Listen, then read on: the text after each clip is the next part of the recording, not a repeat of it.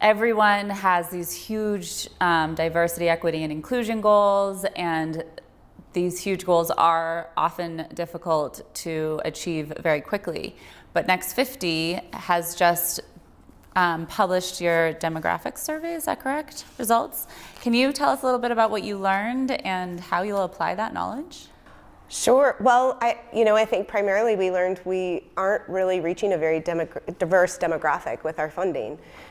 We learned that, saying applications are strengthened by targeting underserved communities isn't enough to really get organizations who are serving more diverse communities. And so we know we need to be intentional in our funding, and we really want to advance equity in the aging space by supporting initiatives that honor intersectional identities of older adults and acknowledge that those intersectional identities impact the way people age and access care.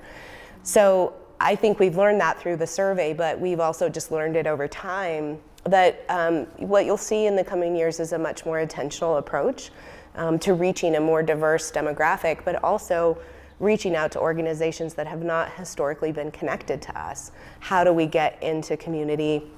How do we engage more and really get applications from organizations who are embedded in diverse communities and make sure we're supporting them? I love that approach.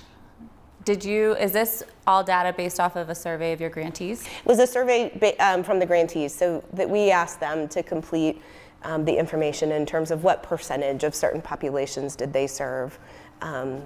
So it was all from them. We haven't historically asked for demographic data, so it was kind of this look back and from their perspective. We've been writing grants and going through the same experience at linkages because historically you didn't ask that question, and now we all know that being colorblind serves nobody. And so it's this shift, like we have to ask because we won't know if we're moving the needle unless we ask. And also finding that community voice. So Rachel, I know that you have just integrated a new program into linkages, and there is an opportunity here to receive the perspective of the community hands-on. Can you talk to us a little bit about how you're including, or there's multiple programs, how you're including the community voice and community perspective from communities you have not historically worked with through linkages? Yeah, this is definitely a big priority for us. And it's also, just as we've always done with linkages, it's about curiosity and asking questions and never assuming that we know the exact path. That's part of, I would say, our ethos. And so one of the programs, it's called Stitching the Quilt, which is a partnership with actually another NextFifty grantee, Herbal Gardens Wellness, which is an organization that works with Native and Indigenous communities. We entered into conversation to say, we are interested in intergenerational connections. We're interested in, how that can address isolation.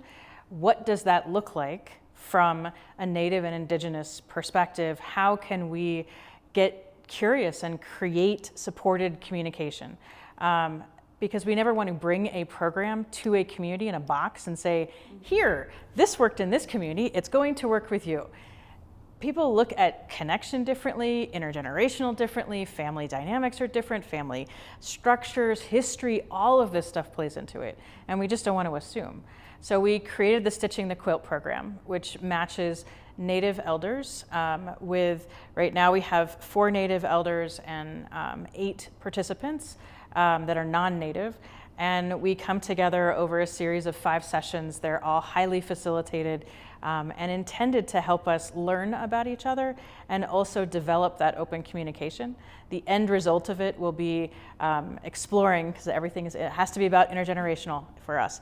So it's really exploring what would an intergenerational program look like that would respect and honor the variety of cultures, because it's not just one Native culture, and how can we do that together? So we started Stitching the Quilt just a couple of months ago, and it's a 5-part program that'll end in the spring, and it will culminate in the creation of a new intergenerational program that will honor and respect the variety of heritage that we will have talked about through our program. So we're very excited about that.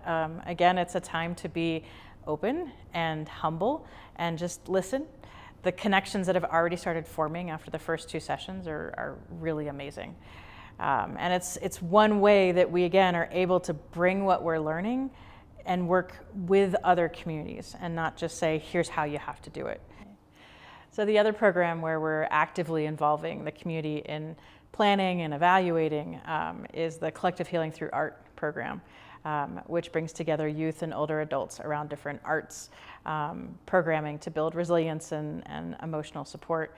One of the things that we are looking to do in the next year is actually create an intergenerational council so that we will have youth participants and older adult participants coming together to design the programs.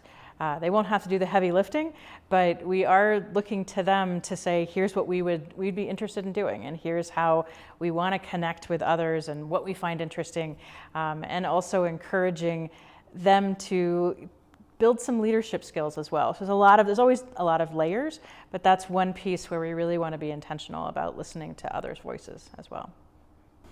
And the community healing, collective healing through arts, is that predominantly in Black neighborhoods in Denver? Yes, so far it has been mostly focused on neighborhoods that tend to have a lower income threshold and are also primarily Black.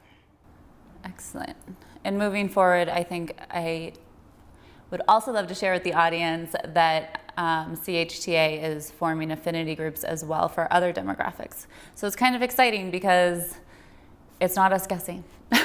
It's just involving people in conversation and then letting them lead the way, which I think is so exciting.